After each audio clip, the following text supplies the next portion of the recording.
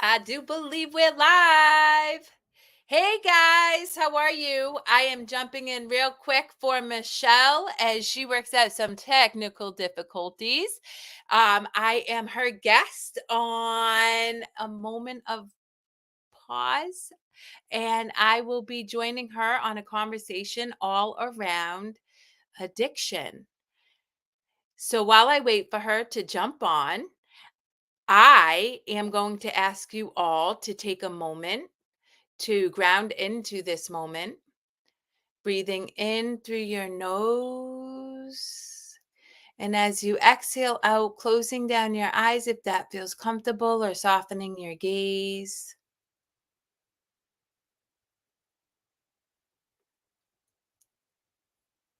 Again, taking a deep breath in and letting go of what no longer serves you. Whatever you brought to this moment, releasing it, letting you know that you are exactly where you're meant to be in this moment, in time, trusting. One more deep breath in. Exhale out. Guys, I'm so honored to be here. And since I'm totally just going to go with this while Michelle figures out her technology, because we all know that's the way life goes, right? Things happen, and so often we respond in angst and panic. Oftentimes, what we do is we lean into a substance or a behavior to try to numb out that panic or that anxiety that comes up when life doesn't go according to plan. But the reality is change is inevitable, and some of the best moments in our experiences in this human experience come from unexpected circumstances that come up. And that's really why Michelle felt passionate about talking about addiction today and bringing me on to have that conversation so that we could share with you the importance of just being open to letting things be what they are rather than what we hope them to be. Right, Michelle? Yes, absolutely. So little, technical difficulty, and I'm in a different location, but all is good. I'm in I crystal. love it. But that's what I was just telling your audience, right? That when things don't go according to plan, so often we get anxious. And that's generally when we lean into a substance or behavior Yes. excessively so we don't feel that anxiety rather than just trusting that whatever it is we're experiencing in the moment is hmm is meant to be.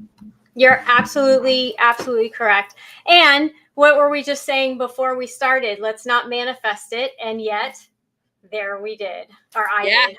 I Yeah. did. Go I ahead. said it. I I love said it. it. Well, so as I was saying, moment of presence, here we are. KERRI is joining us. Did you introduce yourself while I was running in here to? Sort of. I did a moment of pause with your audience and shared with them that, just to ground down into this present moment, letting go of Mhm. anything that no longer serves them, and to just trust that whatever unfolds here is the way it's supposed to be. I love it. Thank you so much. I'm so glad to have you here. And thank you again for jumping on. And thanks for jumping in for the introduction as well. So, addiction, I had pulled up the definition of addiction, and basically it was kind of being obsessed over something. And it can be physiological, it can be psychological, uh, there can be a lot of things going on around it. It can be physical, it can be mental, right? That's what we're talking about. um, but it's really about wanting to numb or distract or go into a void for some reason. And what have you noticed when you work with your clients? What are they really trying to escape? That's a great question. I think first, if you wouldn't mind, for your audience, I struggled with a myriad of addictions from the age of 14 until my 30s. Everything from sex and drug addiction to perfectionism, work addiction, and alcoholism. So my journey to recovery has been a windy path. And to answer your question, what I find to be true for myself, most importantly, but then working with clients, is that we escape the uncomfortable emotions or the experience that we're in out of fear. And so it could be as easily as being on your show and having the host disappear, right? And then want into a behavior so that I don't feel that anxiousness or anxiety that could come up if I wasn't really grounded in who I was. And that's what most people struggle with. They don't even know who they are. So they don't know how to nurture themselves in moments So of true. unknown. Or it could just be being in a situation that feels just so hard, and to get through that situation they lean heavily into a behavior so that way they can bold through that hardship rather than examine the situation they're in it and make some tough choices and consider the fact that maybe they shouldn't be in that situation in the first place. That's a really good point. And I think that you have to know yourself, right? And what I talk to my clients about a lot is unconditional acceptance, acknowledgement, and acceptance of who you are. Yeah. Then you can, really address those issues of wanting to escape or numb or go into a void. The void, what I've learned in the last year, the void is very different than being. And Mm. void can be associated with like ego death. You go into the void and you have to sit in it and you have to sit in the emotions and feel it and let it come up, which is good because that's how you get rid of it. But being in the moment, being in the present, being non-thinking, where we go in meditation, where we go in genius zone, that's a completely different type of checking out. That's a positive checking out. How did you find that place for you? It's interesting you say that. I was just working with a client earlier today, and I hear so often I can't meditate. It's Oh, so good for you. me I hear too. it's great, but I can't meditate. And I'm gonna encourage and tell your audience, you guys just meditated if you took part in that breathing Hmm. exercise. Because anytime you even take just a moment of pause, right, from your everyday um activities, that is, even if it's a moment. So every person can meditate. For me, it was arduous, to be honest. Hmm. That was the hardest thing for me to go through. When I started meditating, I didn't know that I could take moments. I thought it had to be long intervals. And so for 30 seconds, within 30 seconds, I was crawling out of my skin because I was experiencing all of these emotions and these feelings that I had never allowed myself to feel Hmm. because I thought there was something wrong with me. I was bad for feeling angry. You know, all of these emotions. And so I didn't. It took me 6 months to sit for 10 minutes in stillness without feeling completely uncomfortable. And yet uh, doing so led to just some profound insights into who I was and who I was conditioned to believe I needed to be. And I think it touches upon your point, Michelle, is we have been conditioned from in utero to 6 or 7. That's what science has Hmm. proven in our subconscious, with behaviors and belief systems from our family, from society, from just the overall collective consciousness. And if we're not ever put in a position to challenge those beliefs to see if they serve us, we're going along to get along without ever knowing who we are. And then we wonder Right. why we feel so disconnected and so out of touch with who we are, because we're showing up as a version of ourselves that we never decided we wanted in the first place. Hmm. And that's where a lot of that numbing comes into play. And so for Hmm. me, It wasn't until I started to question every single belief that I had been trained to believe, every behavior that I was leaning into, and societal norms and conditioning, that I was able to start to kind of make different choices of what felt really good for me. Yes. And when you feel good, you no longer need to lean into anything in excess because you just know what you need in any given moment. Yeah, yeah. And it's interesting that you said that, because the other day in meditation, I was going, and I don't know if you're on Insight Timer. I love Insight Timer. And there was a mini course. I forget what he called it, but and it was about the ACT therapy, and the bus, being the driver of your bus. So, are you on autopilot? And last week we talked about setting goals like a destination, not a resolution, but a destination. Where do you want to go, and then setting the GPS to that. However, that still means that you got to sit in the driver's seat. You can't Mhm. just go through life willy-nilly thinking that someone else is going to drive it, or that the GPS is going to drive it for you. You still have to act on what it is that you want to accomplish. And if you're not at least knowing where you want to go, because you're distracting yourself or you're numbing yourself so much, regardless of what it is. And we talked about this a little bit before we jumped on, which was addiction can be anything from retail therapy, sex, alcohol, drugs, crystals. um, but if it's taking you forward, then good. Crystals take me forward. I'm good. But if it's taking you backwards, that's where you need to take a look and go, who the heck is on my bus that's distracting me and making me go backwards or a detour? Yeah. I agree. And something that you said is we have to take small, consistent actions towards joy. And here's what I say is, if you're moving forward toward joy, then you're in alignment. And whatever Mhm. that looks like for you. And my joy could be different than yours. We discussed, like, I'm obsessed with skulls. That's very joyful for me. It brings me joy.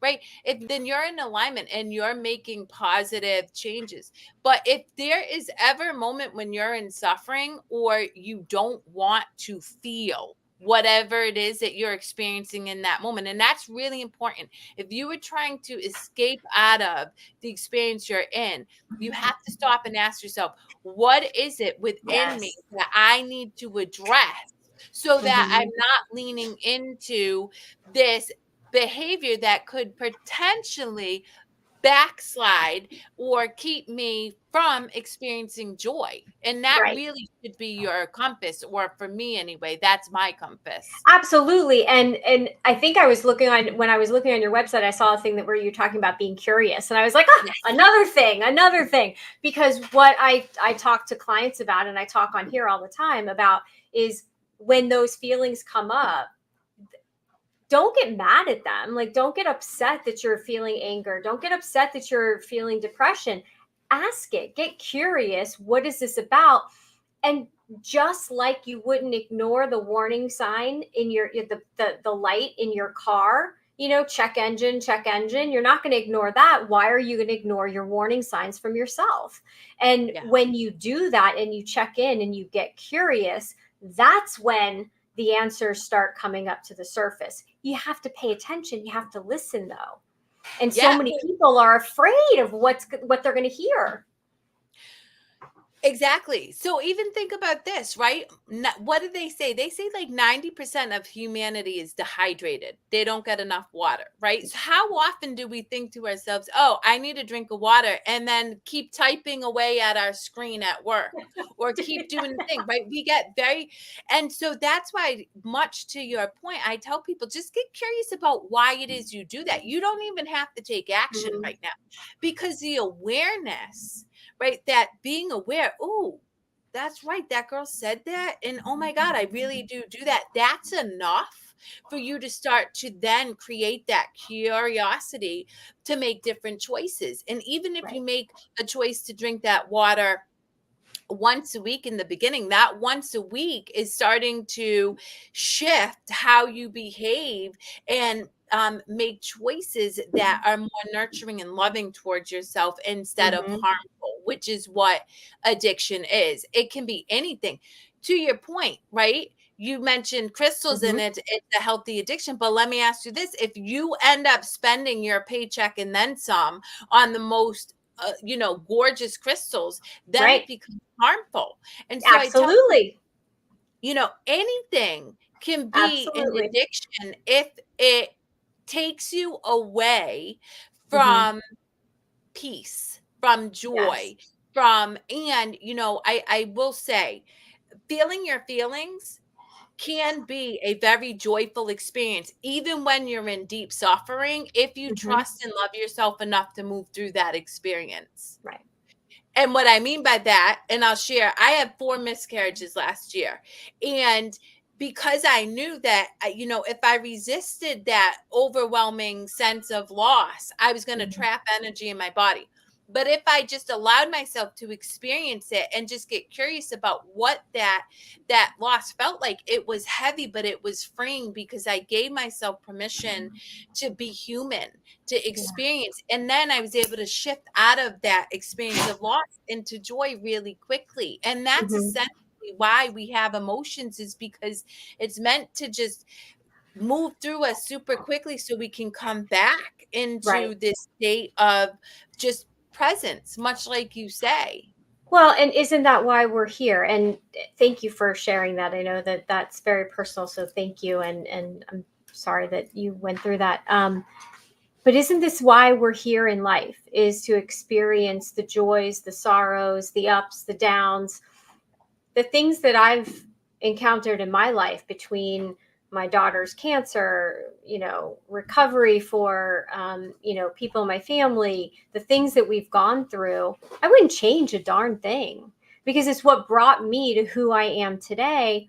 But it's taken me time to accept what's happened in the past and do forgiveness, not forgiveness of the people, right? Well, yes, forgiveness of the people, forgiveness of this hmm, it's this is complicated, this part. Mhm. And we were talking a little bit about this too, is going through, when you go through recovery and therapy and how to work through this. And one of the things that helped me was knowing that if we think about our lives as we're playing a part in a play, and we all have parts in a play, and before we came here, whatever we all believe, whoever, flavor of the divine, whatever you believe about how we got here, if we planned that we're going to go through this lifetime and learn forgiveness, well, then people have to do some really crappy things to us so that we can actually learn how to forgive. And that's the only way we're going to learn forgiveness. If life is just peachy keen and wonderful all the time, filled with unicorns, we're not going to learn forgiveness because there will be nothing to forgive. So, what helped me process the bad things that happened, if we want to call them the bad things, was I set myself up to learn these things in this lifetime. And the people that played their part, that did the wrongs to me, they did a damn good job. And I can't be mad at them for that because on some level I asked for that part to be played so that I could learn the lesson. So there's a wonderful book for your audience, anybody who's struggling. It's called The Book of Forgiving by Desmond Tutu and Mafoso Tutu. And so one thing that I know about forgiveness, and this is a very personal thing for me, because anybody who's seeped in addiction, guys, you condemn yourselves to a cross. You really do, because there's all these shoulda, coulda, wouldas, diddas. And as a mom of two daughters who was actively seeped in alcoholism in their formative years, I could easily sit in deep shame and guilt. And yet I don't, because I have learned that ultimate forgiveness is forgiveness of self. When you can forgive yourself, you cannot condemn anybody else, because you recognize that, one, hurt people, and two, we are all doing the very best we can with the information that we have at the time.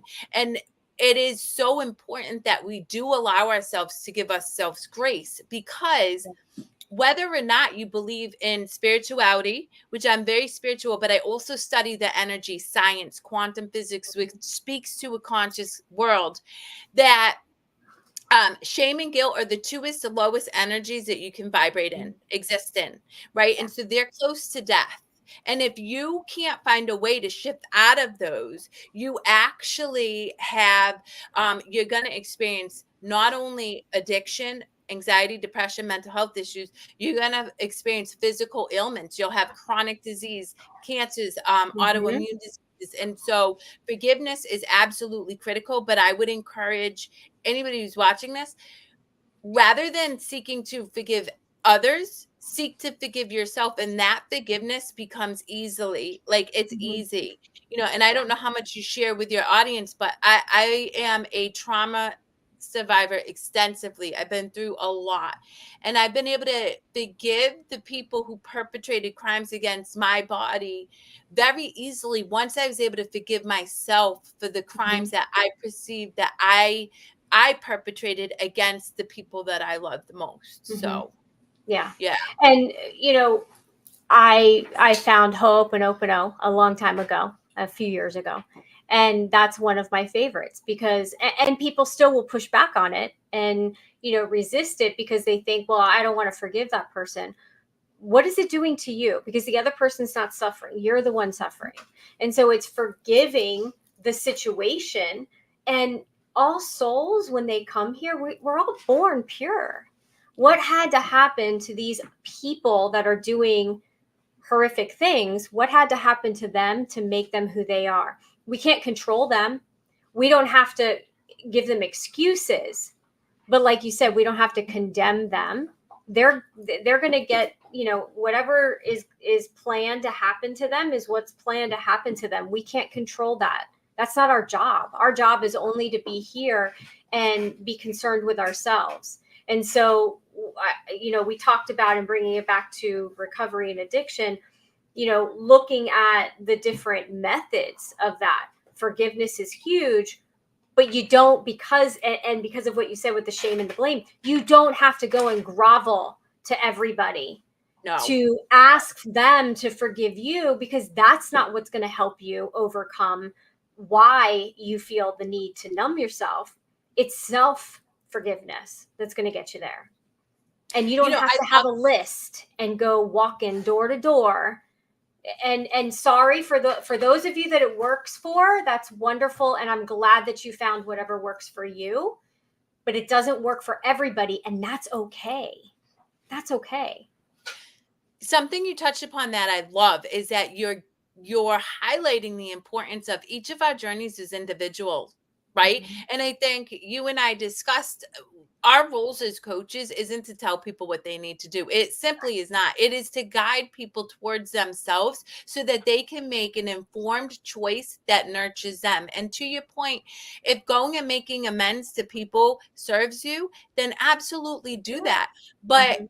from my experience, and I think something that you're alluding to too, is that a lot of people, that creates a lot of shame and guilt to do that. And so if it does not feel right for you, trust that it does not have to be. There is no linear way to healing. It's just what feels right for you. The Yeah. only thing that I would tell you are non-negotiables are taking small actionable steps forward, right? And reconciling with yourself whether Mhm. you showed up in a way that felt good. And if you can say yes to those two things, that's enough, in my opinion, Yeah. to overcome any amount of addiction or suffering mental health issues. Yeah, yeah, I agree with you. And it's so important that I think people understand that, because when people are facing addictions, and when you're a family member looking to help a family member that is dealing with addiction, number one, you cannot make the decision for them. It has to be their choice. You can give them an ultimatum, but you cannot choose for them. You can't choose their program for them. You can give them options. Hey, I've done the homework for you. Here you go. Pick one.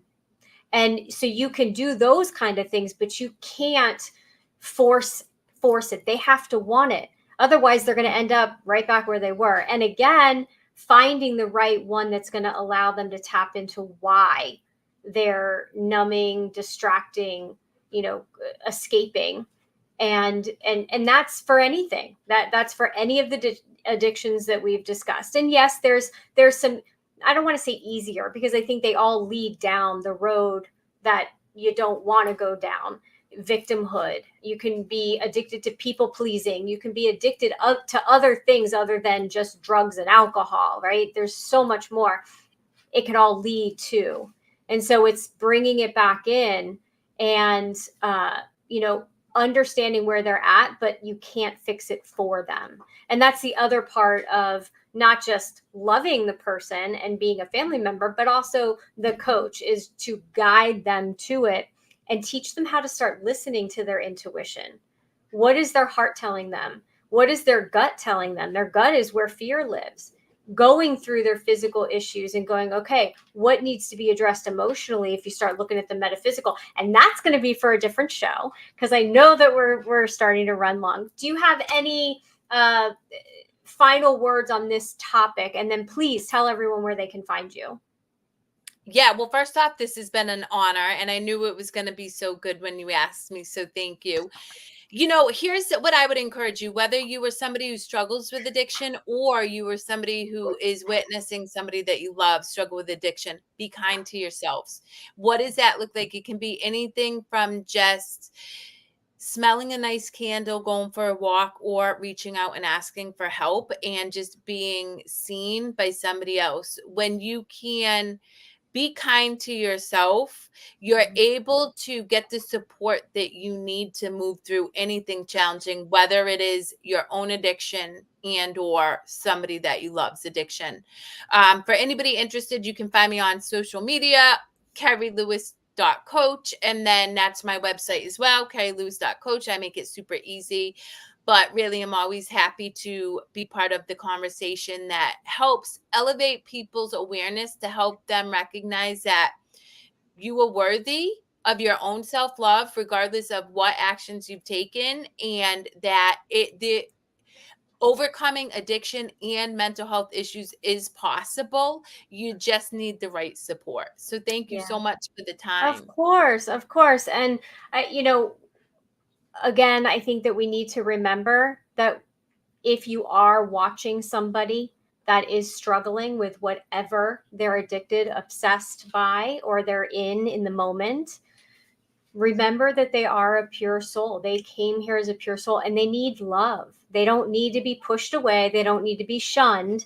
They need to be loved and they need to be understood. You don't need to accept the situation or how they're feeling. You need to understand it. And I think that is so huge.